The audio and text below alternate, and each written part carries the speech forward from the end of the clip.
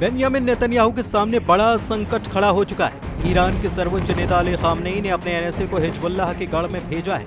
Hezbollah का गढ़ यानी कि लेबनान की राजधानी बैरूत, और बैरूत से जो 3 बातें निकलकर सामने आई हैं, उसे लेकर व्हाइट हाउस तक हड़कंप मच गया। अगले कुछ दिनों के अंदर पश्चिम एशिया में एक नया फ्रंट खुल सकता है। वैसे खबर यह भी है कि इजराइल अब ईरान पर फिर से स्ट्राइक करने का प्लान बना चुका है।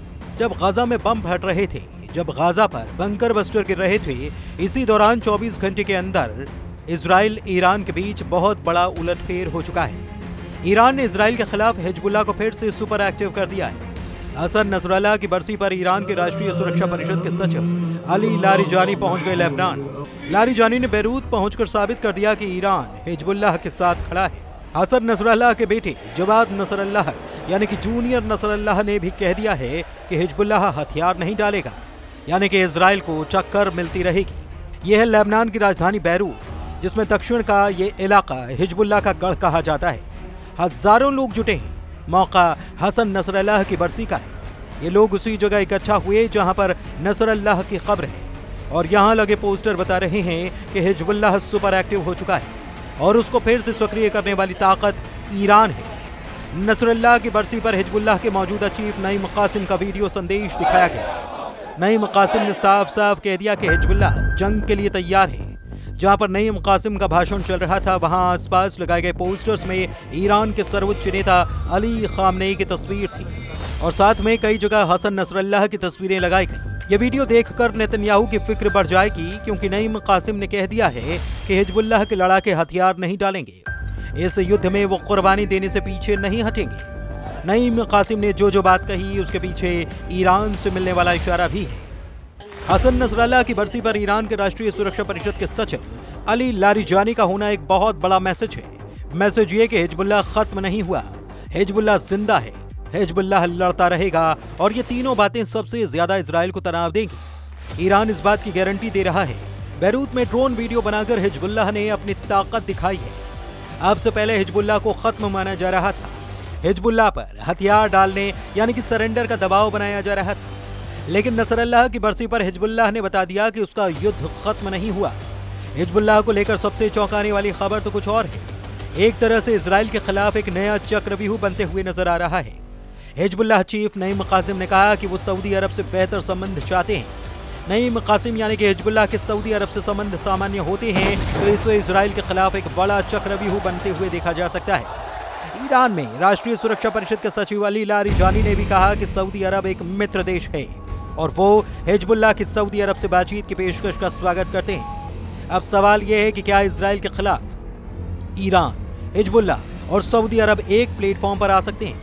19 सितंबर को नईम कासिम ने सऊदी अरब के क्राउन प्रिंस मोहम्मद बिन सलमान को बड़ा मैसेज दिया था। नईम कासिम ने कहा था कि वो सऊदी अरब के साथ नया रिश्ता कायम करना चाहते हैं, बातचीत चाहते हैं, ताकि दोनों पक्षों के बीच जो दिक्कतें रही हैं उन्हें दूर किया जा सके। सऊदी अरब के लिए हिजबुल्लाह का मैसेज अरब मीडिया में छाया रहा, क्योंकि हिजबुल्लाह चाहता है कि इजराइल के खिलाफ अब सऊदी अरब उसके साथ खड़े हो जाए।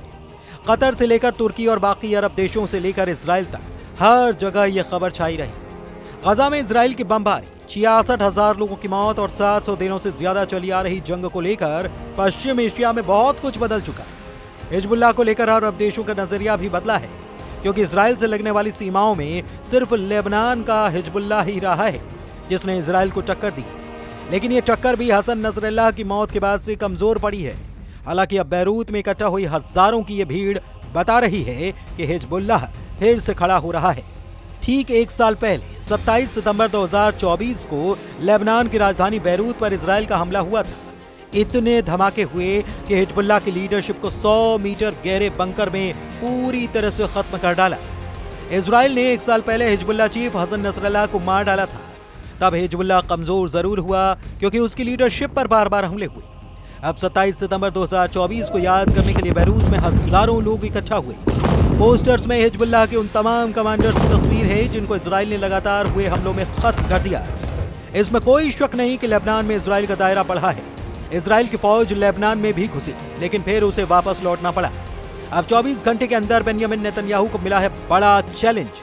ठीक उसी तारीख जब नसरुल्लाह को मारा गया, उसके 1 साल बाद यानी कि 27 सितंबर 2025 जूनियर नसरल्लाह यानी कि हसन नसरल्लाह के बेटे जवाद नसरल्लाह ने दी है बड़ी वार्निंग। जवाद नसरल्लाह का दावा है कि हिजबुल्लाह से हथियार छीनने के बारे में सपने में भी नहीं सोचा।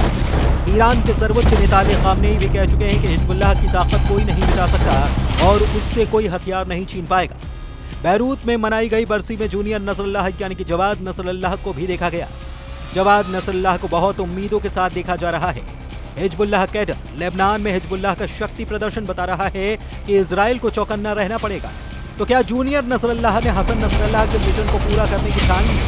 जहां नसरल्लाह पर बंकर बस्तर बम बरसाकर उसे हमेशा के लिए खामोश कर दिया गया, वहां से हिजबुल्लाह की एक नई जंग का शोर सुनाई दे रहा है। क्या जूनियर नसरल्लाह का दावा बता रहा है कि फिर जिंदा हो चुका है हिजबुल्लाह? क्या हिजबुल्लाह को ईरान से फिर मिलेंगे हथियार? क्या यमन के बाद हमले के लिए तैयार है लेबनान? बेंयामिन नेतन्याहू कैसे तोड़ेंगे हिजबुल्लाह का नया अवतार?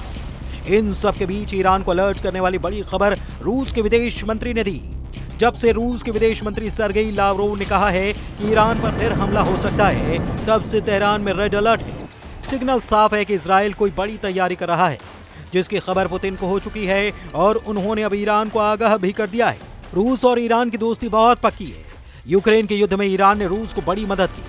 हजारों शायद ड्रोन रूस को सप्लाई किए और इन्हीं ड्रोन की टेक्नोलॉजी से रूस ने अपनी ड्रोन फैक्ट्री तैयार की। ईरान की ड्रोन वाली सपोर्ट ने ज़ेलेंस्की की फौज का जीना मुश्किल कर रखा है। इस बात का ख्याल पुतिन को है, इसलिए उनके आदेश पर रूस के विदेश मंत्री ने संयुक्त राष्ट्र में ईरान से हो रही नाइंसाफी का मुद्दा भी उठाया। एक बात साफ है कि ईरान और रूस साथ साथ हैं और ईरान हिजबुल्लाह को फिर से खड़ा करके बाकी अरब देशों का गुट बनाने की भी कोशिश में लगा है। कतर पर हुए इजरायली अटैक ने पहले ही अरब वर्ल्ड को इजराइल के खिलाफ कर दिया है। लेकिन दूसरा सच ये भी है कि लेबनान, हिजबुल्लाह और यमन में हूथी के अलावा इजराइल से लड़ने की ताकत अब तक किसी अरब देश ने नहीं जुटाई है।